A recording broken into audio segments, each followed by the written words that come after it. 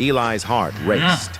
He had faced countless dangers in a single night, yet he felt no fear. The boy who had dragged a bleeding, injured woman through the forest, who had fired a pistol for the first time, and who had survived 7 savage wolf bites now stood at the cusp of a new understanding.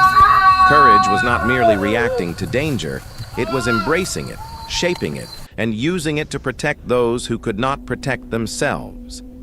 Cain moved to the fire and began to clean their weapons, each movement precise and deliberate. He did not speak, but his eyes met Eli's occasionally, silently conveying trust, instruction, and the unspoken bond of comradeship forged in life and death circumstances. Eli mimicked Cain's actions where he could, preparing what little he could manage with shaking hands. Every step, every movement mattered. They would need every advantage when the outlaws returned. Outside, the wind shifted again, carrying the scent of smoke and gunpowder from distant fires. Eli's ears picked up subtle sounds, a snapping branch, a faint whisper of movement. Cain's head snapped up, eyes narrowing. "They're testing us," he said, cautious, but they're out there, waiting, watching. Ayanna rose slowly, to her feet, her injured leg trembling but supported by Cain and Eli. She looked at Eli, placing a hand on his shoulder. "You will fight," she said softly. "Not with fear, but with heart. You've already proven yourself. Tonight, the valley will learn what courage looks like." Eli nodded, the warmth from her healing touch still lingering in his veins. For the first time, he felt the weight of destiny, not as a burden, but as a mantle he could carry. The forest, the wolves, the outlaws, they had all tested him. Now, he was ready. The sun climbed higher, gilding the tops of the trees in gold. Cain, Ayanna, and Eli moved together to the cabin entrance. Weapons were ready, positions taken, every detail considered. The outlaws would not wait long. They would strike, driven by greed, fear, and the desire to reclaim what had escaped their grasp. And then it began. A distant shout carried through the valley, followed by the thunder of hooves. Figures emerged through the trees, men with rifles, faces obscured by dust and determination. Their approach was slow, measured, but unstoppable. Cain adjusted his hat, checked the rifle one last time, and whispered, "Remember what you've learned. Protect her. Protect each other." Eli's hands tightened on his weapon, heart pounding with a mix of fear and exhilaration. The forest, the cabin, the valley, all of it became a stage for the inevitable confrontation. The boy who had survived wolves now faced men who were every bit as relentless, every bit as dangerous, but now he was stronger, smarter, and guided by courage that had been forged in fire. Ayanna, standing beside him, her dark eyes unwavering, whispered again in her language, a soft chant that seemed to resonate in the cabin walls. Eli felt a surge of energy, a kind of clarity that made every movement precise, every thought sharp. He realized then that she had not only healed him physically but also strengthened his resolve, sharpening the instinct for survival and strategy that would be needed for the battle to come. The outlaws drew closer, breaking into a run as they neared the cabin. Cain's rifle cracked like thunder, sending the first man sprawling. Eli fired his pistol with careful aim, taking down another who tried to flank them. Ayanna's voice rang out, commanding and clear, directing their movements with uncanny precision. Together they moved as one, a trio bound by survival, courage, and trust. Shots rang out, echoing through the ravine. Dust and debris filled the air, mingling with the acrid scent of gunpowder. Eli moved instinctively, ducking behind a wooden support beam, then rolling to take cover and fire again. Cain's rifle spoke with deadly accuracy, each shot sending an outlaw to the ground. Ayanna, despite her injuries, directed their defense, her keen mind anticipating the enemy's every move. The battle was fierce, unrelenting. Shadows danced across the cabin walls, illuminated by the streaks of sunlight piercing through the windows. The valley itself seemed to hold its breath as the struggle unfolded, a quiet witness to the courage and determination of three unlikely allies.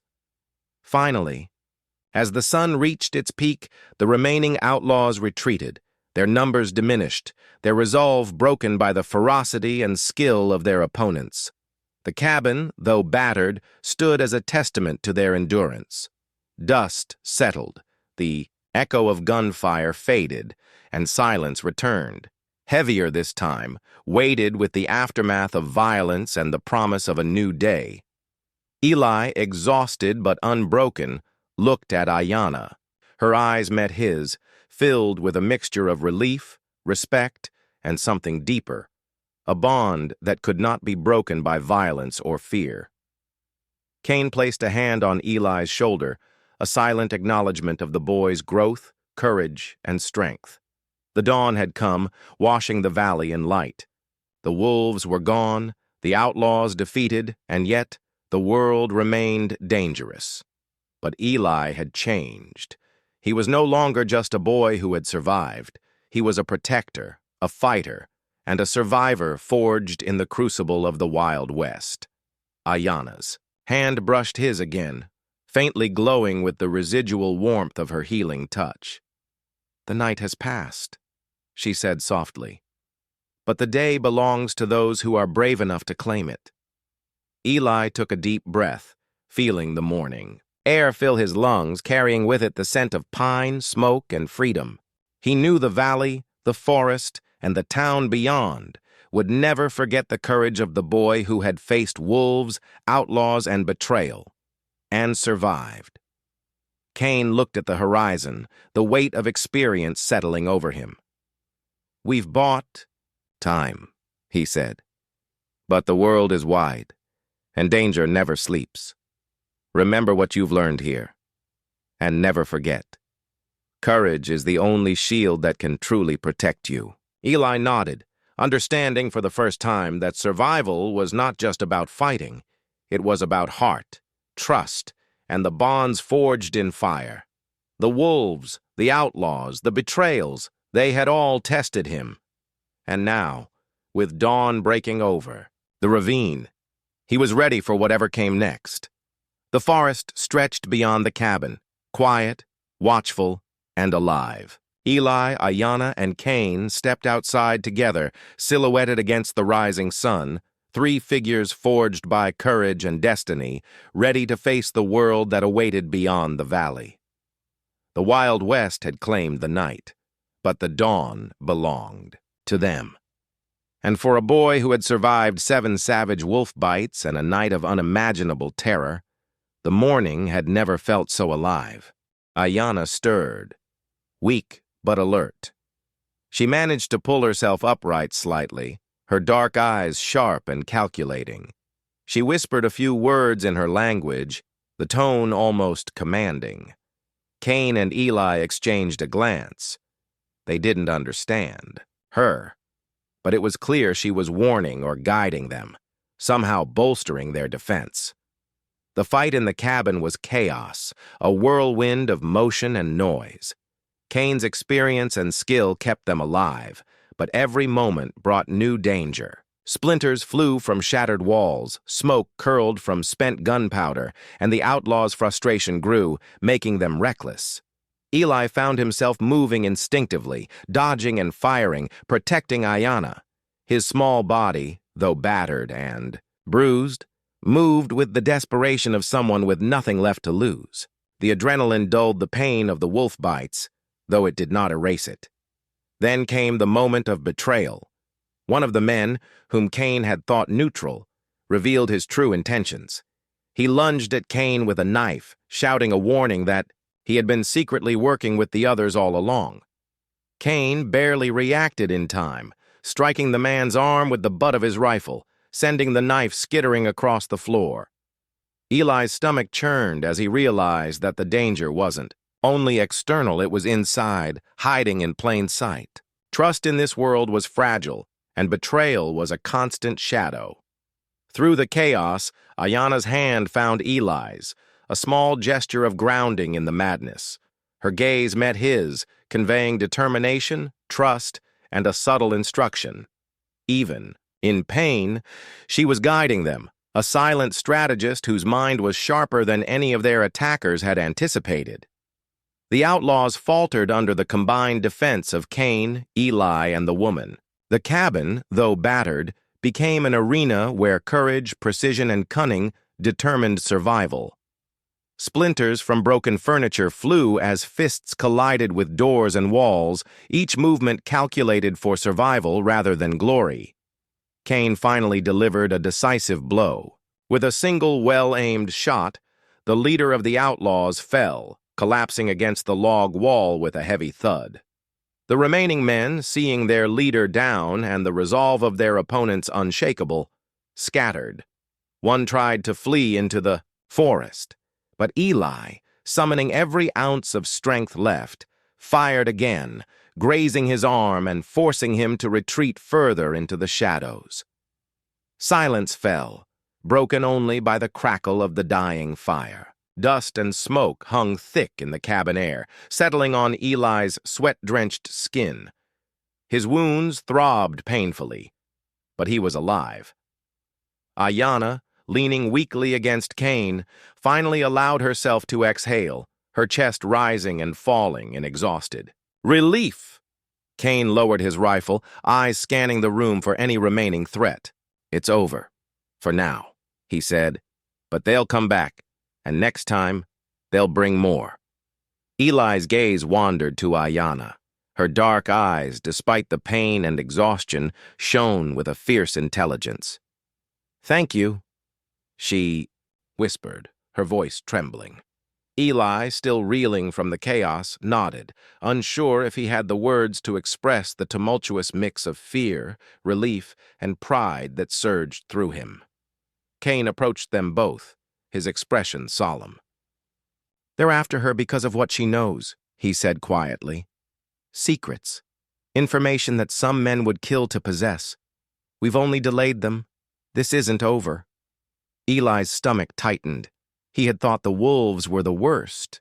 He would face that survival meant escaping the forest and dragging Ayana to safety. But the human world was crueler, more calculating. He realized that his bravery had only just begun, and that the real battle, against men who understood fear, greed, and power, was still ahead. Ayana, despite her weakened state, managed a faint smile toward Eli. Her hand pressed lightly against his arm. In that small gesture, Eli felt something he hadn't before, a bond forged not just in survival, but in trust, courage, and shared struggle. The wolves had tested his body, but these men had tested his heart, and he had passed both trials. Cain moved to the window, peering into the forest beyond the cabin. His expression was grave. "We rest tonight," he said. "Tomorrow we plan. They'll come again, and we'll need every ounce of strategy, courage, and firepower to survive. But for now, you're both safe."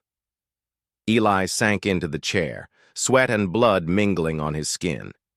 He had faced death in the forest, and now he had faced betrayal and violence in human form. His small body ached, but his spirit somehow felt stronger than it had ever been. He realized that courage was not simply a reaction to danger, it was a choice, a commitment to act despite fear, pain, and uncertainty. Outside, the forest rustled, the wind whispering through the pines, carrying the promise of another day. Eli knew that tomorrow would bring more danger, that the outlaws would return, perhaps stronger and more ruthless, but he also knew that he would not face it alone. Cain, a man tempered by experience, and Ayana, a woman whose knowledge and determination transcended fear, would be with him. And he, Eli, had proven that he could face anything when driven by courage and compassion. As the last light of day Filtered through the dusty windows, the cabin became a temporary haven, a place where blood, betrayal, and bravery had collided, and where a boy had begun to grow into a fighter. Eli's eyes closed, exhaustion finally overtaking him, but his mind was alight with awareness. The world was dangerous, treacherous, and unpredictable. Yet for the first time, he understood that he could survive it. He could fight. He could protect. And he could live. Outside, the forest waited, silent but watchful. Shadows stretched long, and the wind carried the echo of past violence.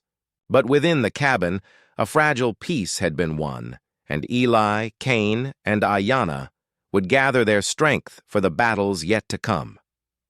The first light of dawn broke across the ravine with a brilliance that seemed almost unnatural after the long night of violence, terror, and uncertainty. Sunlight filtered through the trees, glinting off frost-coated leaves and casting long shadows across the cabin's worn exterior. Inside, the cabin was quiet, save for the faint crackle of the dying, fire in the hearth, and the low, steady breaths of those who had survived the night. Dust and smoke clung to the walls, lingering like ghosts of the battle that had unfolded within.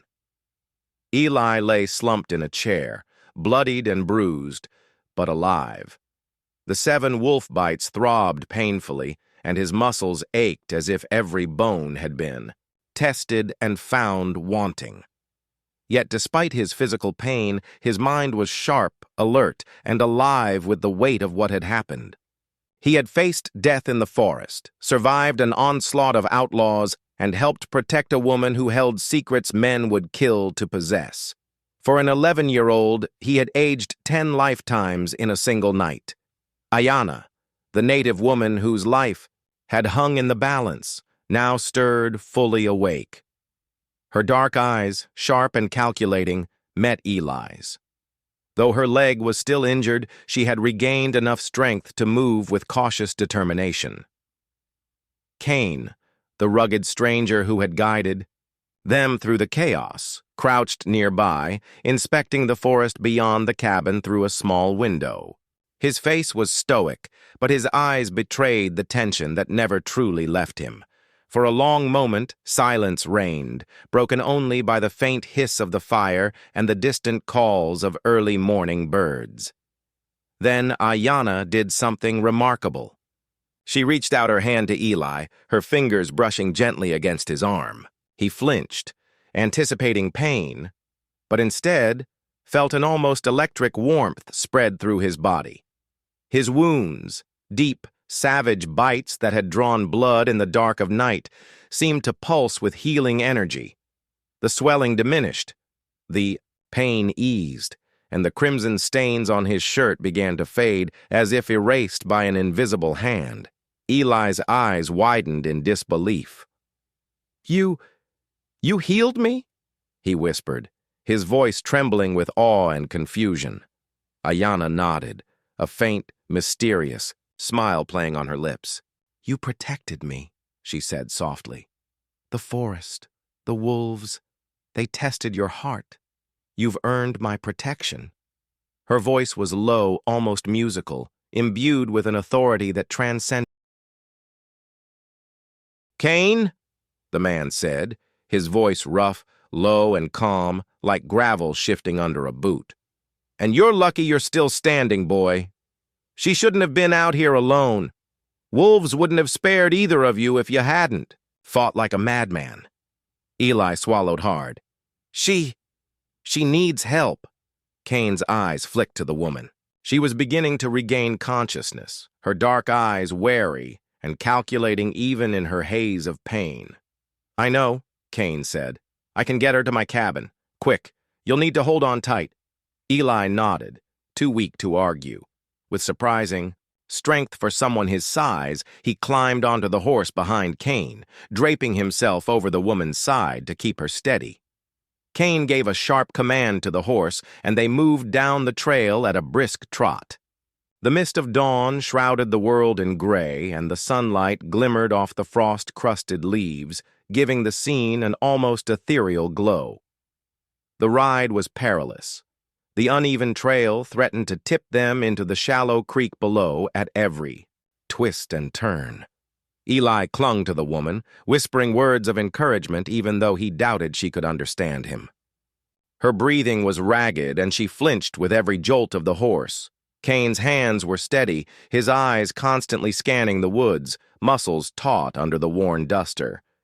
It was clear he had been in situations like this countless times.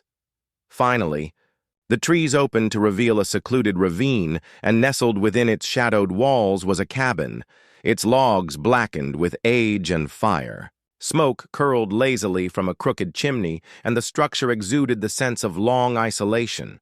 Cain guided the horse to a stop, helping Eli and the woman down. Eli stumbled, his body trembling from pain, but Cain's strong hand steadied him. Inside, the cabin was dimly lit by the first rays of sunlight sneaking through grimy windows. A fire burned low in the hearth, casting a flickering glow across the room. Cain gently laid the woman on a bed of furs, while Eli collapsed onto a chair, pressing his hands to the worst of his wounds. Blood had seeped through his shirt, and bruises, already formed where the wolves had bitten. "She's stable for now," Cain said, examining her leg, "but moving her wrong could make it worse. You've got to stay still for a bit, boy. Let your body start healing." Eli nodded, though a sharp pain lanced through his arm, forcing him to bite down on his knuckles. He looked at the woman. She had begun to stir, her dark eyes blinking slowly, registering him and Cain. Then she spoke in broken English, halting and soft, but urgent. You saved me," she said. Eli's heart leapt. Her words carried gratitude, but there was also something more. A warning, perhaps, hidden beneath the surface. Cain watched her closely. "She's from a tribe in the northern hills," he murmured. "She's far from home, and she's in danger, more than just the wolves." Eli frowned. "Danger? Who?" Cain's eyes hardened. "Men who want her for information she carries. Secrets. Things that could get half this valley hanged if they fall into the wrong hands. That's why I'm here. And that's why I'll make sure she survives." The woman's gaze flicked between Eli and Cain, a mixture of fear and trust. Her breath shuddered, but she reached a trembling hand toward Eli, pressing it lightly against his arm.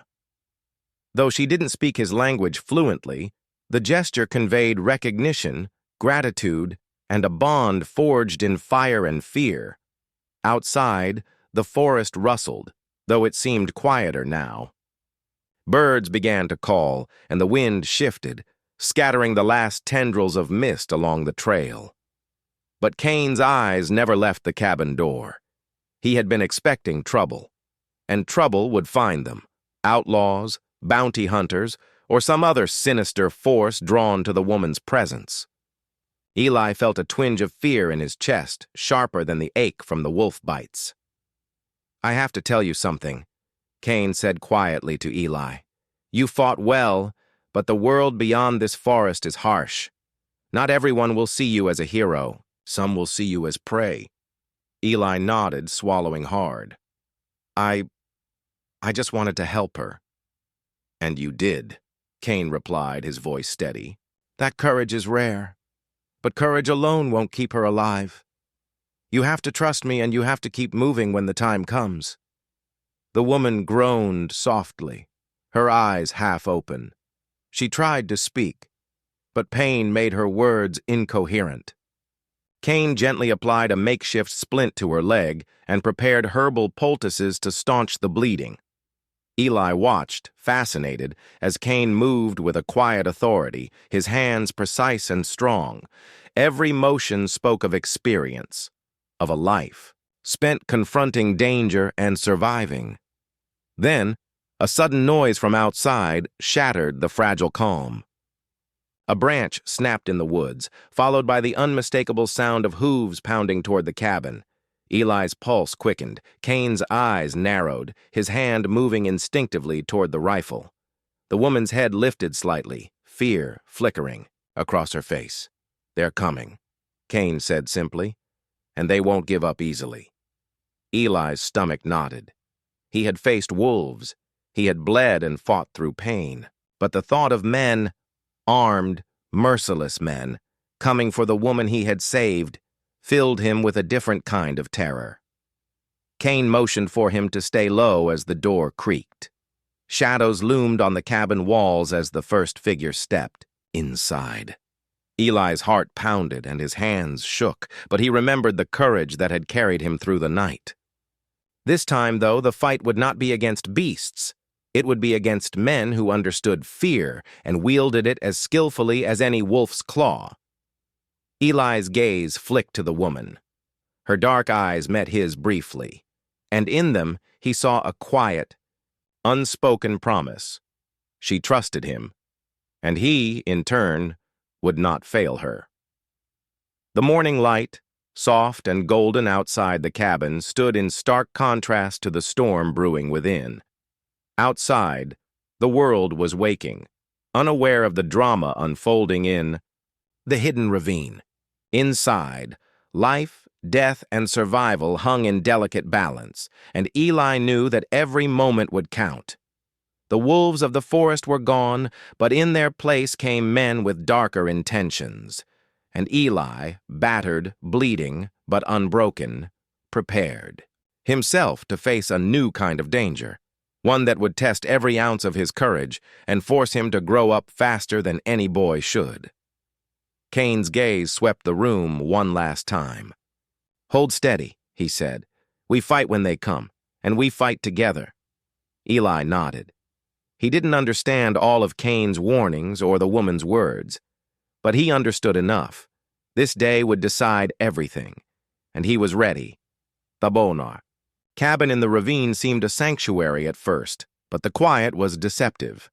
The fire in the hearth crackled softly, casting shadows across the log walls, but outside, the forest had grown tense again.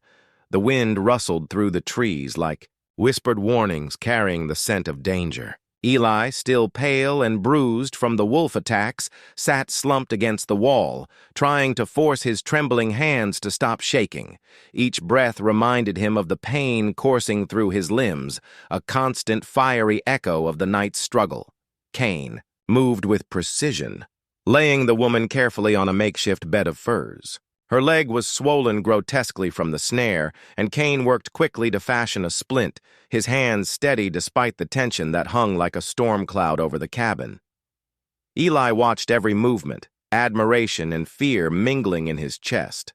Cain was calm, controlled, a man who had survived countless storms, both literal and human. The woman, Ayanna, stirred, her dark eyes flickering open. Her gaze settled on Eli briefly before shifting to Cain. She made a weak sound, one that was a mix of pain and warning. Eli realized then that she understood far more than he did: the forest, the wolves, the human threats that lurked in towns. Beyond. Before they could exchange more words, the cabin door shuddered violently. Eli's heart lurched into his throat. The shadows outside shifted, and through the small window, he saw movement, horses and men, their rifles gleaming even. In the dim light, Cain's jaw tightened. He had anticipated this.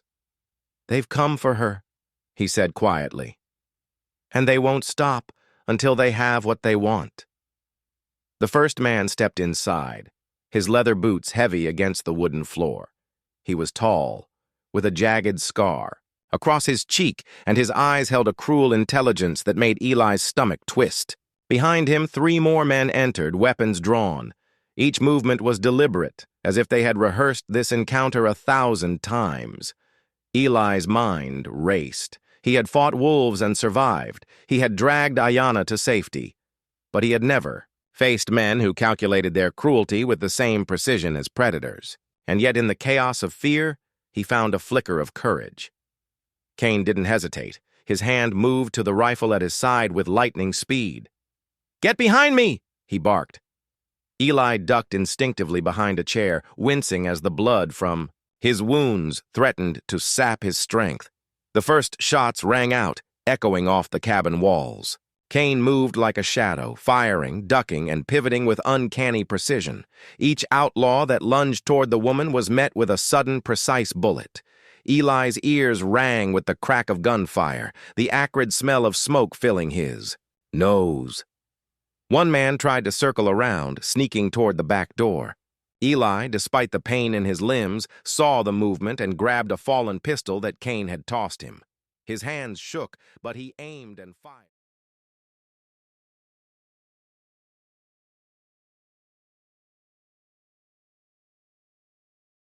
The night hung over the forest like a heavy black curtain, pierced only by the pale silver of a crescent moon. Shadows stretched long and distorted over the gnarled trunks of the pines, bending and twisting in the cold wind. Eli, an 11-year-old boy with sun-bleached hair and a streak of stubborn courage, crept through the underbrush, his small boots making little sound on the thick carpet of needles and fallen leaves. He had wandered farther than usual, pushed by a mix of curiosity and a restless spirit that made him restless in his own family cabin on the outskirts of Dry Creek. For weeks, the older boys in town had warned him to stay away from the northern timberline. Wolves roamed those woods, they said. Strange figures had been glimpsed at dusk, but Eli's heart had never known caution when there was something to be discovered. And tonight, the forest had called to him with a voice he couldn't resist. A sudden sound froze him in his tracks. It was a high-pitched, strangled cry, raw and desperate, like the whimper of someone fighting for life. The sound cut through the stillness of the night like a blade. Eli's heart thumped in his chest, rapid and echoing, but he didn't retreat. Instead, he followed it, stepping carefully between roots and rocks, ears straining, breath shallow. He emerged into a small clearing, and the sight before him made his stomach twist with fear and urgency. A native woman lay sprawled on the ground, her leg caught in a cruel steel snare that had dug deep into her flesh. Blood had darkened the soil around her, soaking her pants and staining the hem of her leather skirt. Her long black hair was matted with sweat and streaked with dirt, falling across her face as she tried in vain to pull herself free. Her cries had drawn more than Eli. From the edge of the clearing, shadows shifted, and he caught the gleam of eyes reflecting in the moonlight. Wolves. 7 of them, their fur bristling, teeth bared, low growls rumbling from their throats. They moved in a slow, deliberate circle, stalking the pair like predators, savoring the fear before the kill. Their muscles tensed with coiled strength, paws silent on the ground as they flanked her. Eli's first instinct was to scream, but his voice caught in his throat.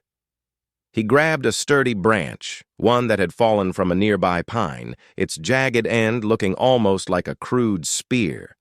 He could feel the raw tension in his muscles, the wild adrenaline of a child facing a life and death moment far beyond his years. One wolf lunged first, a blur of gray fur and gleaming teeth. Eli swung the branch, connecting with the side of its head. It yelped but recovered, circling around for another attack. The other wolves followed, their snarls forming a chilling chorus. He struck again and again, each blow fueled by terror and determination, ignoring the searing pain as claws raked across his arms and legs. One wolf sank its teeth into his calf, pulling him down to the earth. Pain exploded through him, white and scorching, yet he refused to release the woman. He felt another pair of fangs pierce his arm, another bite on his shoulder. 7 times they bit him, marking him with deep, ragged wounds. Blood poured, soaking his shirt, dripping to the ground. Each bite sent shock waves of pain, but each blow he managed to land on the wolves seemed to push them back, if only momentarily. Through the chaos, Eli heard the woman cry out, not in fear, but in sharp, commanding tones that seemed almost to cut through the wolves' aggression. Her words were in a language Eli didn't understand, but her courage radiated outward, lending him strength. She shifted, moving her body to shield herself, while Eli took the brunt of the attack. The fight felt endless. Every time Eli thought he couldn't hold on, a new surge of adrenaline pushed him to his feet, swinging the branch with desperate precision. The forest around them seemed to close in, shadows lengthening, the wind whispering through the trees, as though urging him onward. He tasted blood, sweat, and dirt, but refused to relent. At last, just as the first hints of dawn lightened the edges of the sky, the wolves retreated. One by one, they slunk back into the shadows from which they had come, disappearing with eerie silence, leaving only footprints and the lingering scent of wildness behind. Eli sank to the ground, his body trembling from pain, shock, and exhaustion. His breaths were shallow, ragged, each one a struggle. The woman lay beside him, unconscious but alive, her legs still trapped, but no longer threatened by the wolves. Eli's vision blurred as he tried to gather himself. The forest, once a terrifying arena of survival, now seemed calm and silent, the danger momentarily past. The moonlight faded as the dawn approached, painting the clearing with soft hues of gray and pink. For the first time, he allowed himself to feel the enormity of what had just occurred. He had faced death 7 times in one night. His small body, torn and bleeding, all to protect someone he barely knew. A sense of awe mingled with fear. He realized that the woman's survival depended entirely on him. And yet, in that moment of quiet, he also sensed that she was no ordinary woman. There was a weight in her presence, a strange dignity even in pain, and a resilience that rivaled his own courage. Her life had intersected with his by fate, or perhaps by some deeper, more mysterious design. The sounds of the forest slowly returned, the rustle of leaves, the distant call of a hawk, the gentle babble of the creek nearby. Eli knew he couldn't stay. He had to find help. Carefully, painfully, he shifted his weight and began to drag her toward the nearest trail. Each movement was agony, but he gritted his teeth and forced his legs forward, ignoring the sharp sting of the wolf bites and the throbbing ache in his arms. As the first rays of sunlight touched the treetops, Eli stumbled onto the main trail, leading toward Dry Creek. He paused, looking back at the clearing where the wolves had circled them, where danger had lurked and death had nearly claimed him. The forest seemed almost serene now, betraying no hint of the terror that had unfolded under its cover of darkness. Eli realized something then, a truth that settled deep in his bones. Courage wasn't the absence of fear. It was acting in spite of it, standing firm when everything inside you screamed to run. He had done that tonight, and somehow he had survived. But the dawn was only the beginning. He could hear the distant crow of a rooster in town, the soft murmur of early risers starting their day, and he knew that the world outside the forest would see him as just a boy. They wouldn't know what he had faced, what he had endured, and the woman. He had no idea who she was, or why she had been in the forest alone, or why the wolves had chosen that moment to attack. Eli's small hand brushed her hair from her face. Her eyes fluttered open briefly, her gaze meeting his, filled with fear, pain, and, somehow, recognition. She whispered something, unintelligible but urgent. He didn't understand the words, but the meaning was clear. Help me. And Eli knew he would. He was the only one who could. Behind him, the forest returned to silence, the danger of the night now lingering only in memory. Ahead, the trail led to the unknown, the town, the people, the help he had to find, and perhaps the beginning of a story that would change everything for both him and the woman he had saved. The howl of wolves echoed once more in the distance, a chilling reminder that the wild never forgets. But Eli pushed forward, the first rays of sunlight warming his bloodied, battered body, igniting a stubborn, fierce hope. This night had marked him forever. He would carry the pain, the courage, and the memory of 7 savage bites, and he would carry the weight of a life saved. The forest receded behind him, but the story, his story, was just beginning. The first light of dawn broke across the valley, like a slow burn, painting the peaks in gold and copper and setting the tips of the pine needles aglow. The forest that had been ominous and menacing only hours before now seemed almost benign, the wind whispering softly through the branches. But Eli, hunched over the unconscious native woman, could not feel calm. Pain radiated through his body from the 7 wolf bites, each one a fiery reminder of the night's terror. His small arms and legs trembled as he dragged her along the uneven trail toward the distant road, his fingers leaving streaks of blood on the dirt. The forest around them seemed to stretch endlessly, a tangle of shadows and trunks. The woman moaned, a low guttural sound that made Eli's heart pound. She had begun to stir, her eyelids fluttering as she tried to shift her weight. Eli, despite his own injuries, moved swiftly to support her. Her leg, still swollen and bruised from the snare, hung at an awkward angle, and every small movement caused her to hiss in pain. He bit his lip to suppress a groan of agony from his own wounds. Far in the distance, the faint sound of hooves echoed, tapping out a rhythm across the dirt path that grew louder with each passing moment. Eli's ears perked, and he squinted through the misty morning light.